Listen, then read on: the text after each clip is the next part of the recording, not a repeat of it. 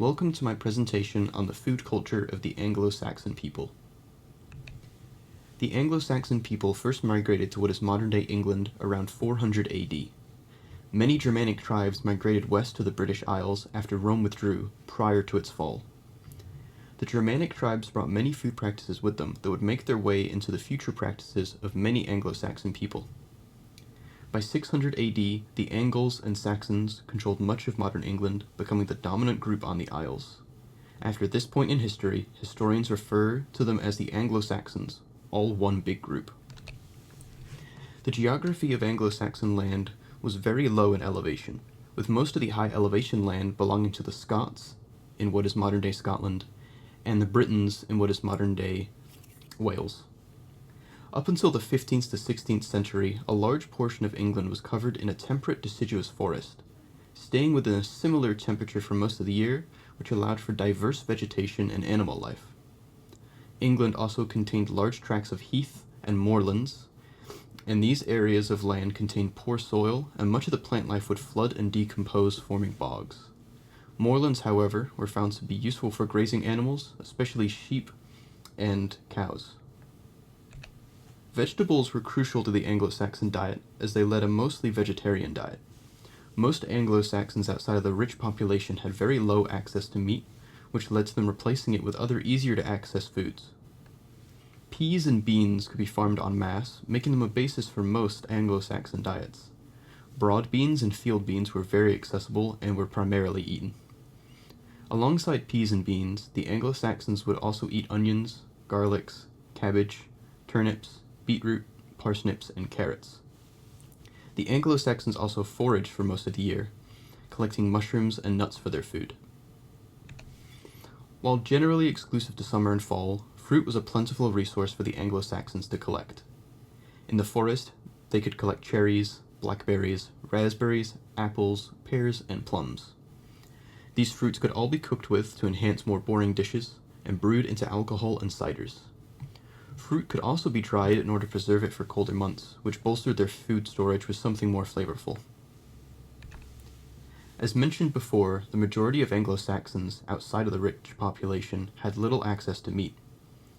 Livestock was more important for their products, such as milk from goats and cows, eggs from chickens and geese, and wool from sheep, meaning that they were too useful to kill for regular meat consumption. Animals would only be killed if they became old or unproductive, or if the lord of the area ordered it to be killed for food.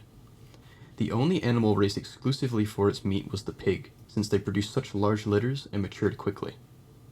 Pigs were still only killed for lords, more often than the general population, but pork would have been the most common meat available on those rare occasions for the general populace.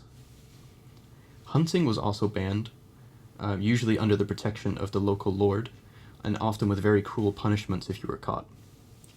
Hunting wild game was an activity for the rich class, and thus deer meat and wild boar meat was never available to the common class. Salting fish was an activity brought with the Germanic people when they moved to the British Isles. Smoking and salting fish made for a valuable commodity, being easy to store and preserve for the winter months. Salted fish have even been imported from Scandinavia via trade routes.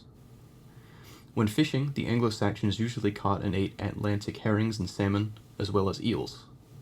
And shellfish were also eaten, including oysters, cockles, lobsters, and crabs. Dairy was also an important food group, with much value being placed on cheeses from goats and cows. Cheese was not only important for food and diet, but also for trade.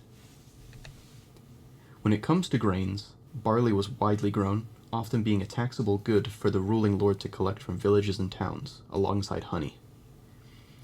Barley was primarily used in the baking of bread and the making of pottage. Bread was served with almost every meal, and pottage was a popular meal for much of the Anglo-Saxon population. Barley could also be brewed into ale, and honey was cultivated in many towns and turned into mead. Due to a lack of clean water sources, because rivers were mostly used to dispose of waste, ale was drunk more often than water. People of all ages and all classes would drink ale, even children, though children often received diluted ale. If spring water was available, it would generally be given to children, but this was not common. During autumn, cider would also be brewed and given to children and adults in the village as a seasonal treat. When it came to adding to foods, the Anglo-Saxons used honey, salt, and vegetables to flavor their dishes. Salt was mined in Worcestershire in western England, and was used to flavor stews and preserve food for winter months. Herbs were also available, but generally just used for medicine instead of for their flavor. Since peas and beans made up the basis for many meals, other vegetables such as carrots, onions, parsnips, and turnips could be used to add flavor to dishes. Spices were exclusive to the most rich of Anglo-Saxons, usually lords, and even then some lords could not afford them. The few lords that could actually afford spices would enjoy pepper, coriander, cinnamon, and ginger, but only on a few occasions.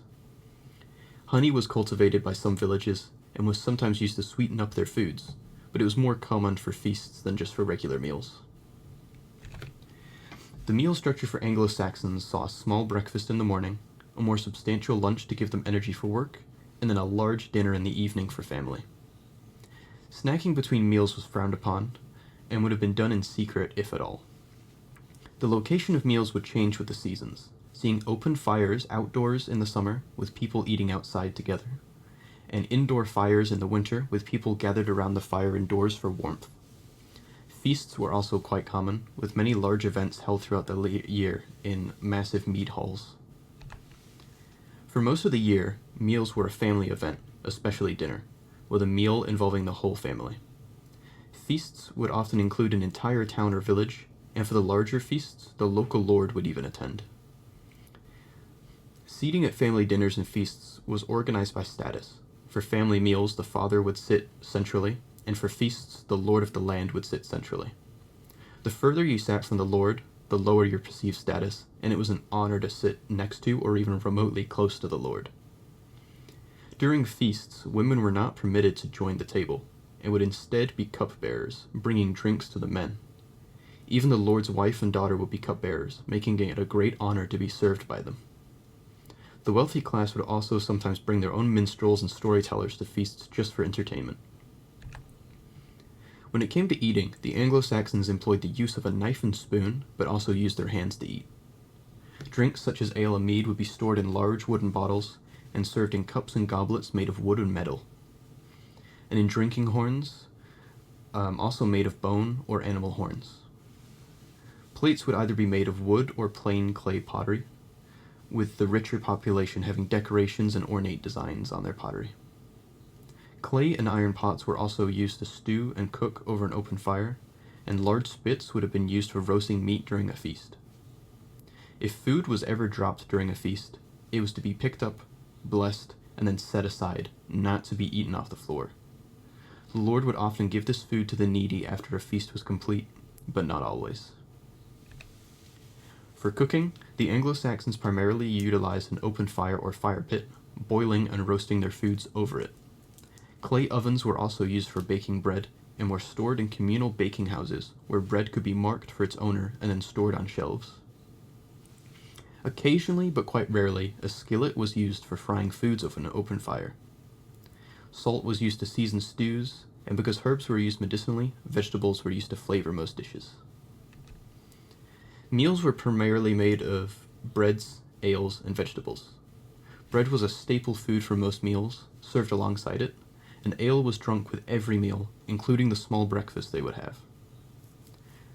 Pottage made of barley was a widely popular food, since it was made of primarily barley, beans, and peas, all of which were very accessible. Cheese was an important food, and would have been eaten with most large meals. And since meat was so scarce for the Anglo-Saxons, it was not usually part of their meal, but when it was often roasted whole on a spit, or sliced and cooked into the regular stew that people would eat. Finally, the most common meals for the Anglo-Saxon people. There was not much diversity in dishes for the people, but two primary dishes were stews and pottage. Vegetable stews were the most common dish, made with peas, beans, and other vegetables, such as carrots, parsnips, onions, radishes, and so on. Alongside stews, bread and ale would have been served, and sometimes cheese would make its way in as well. And when meat was available, it would be added to the stew pot, but not often.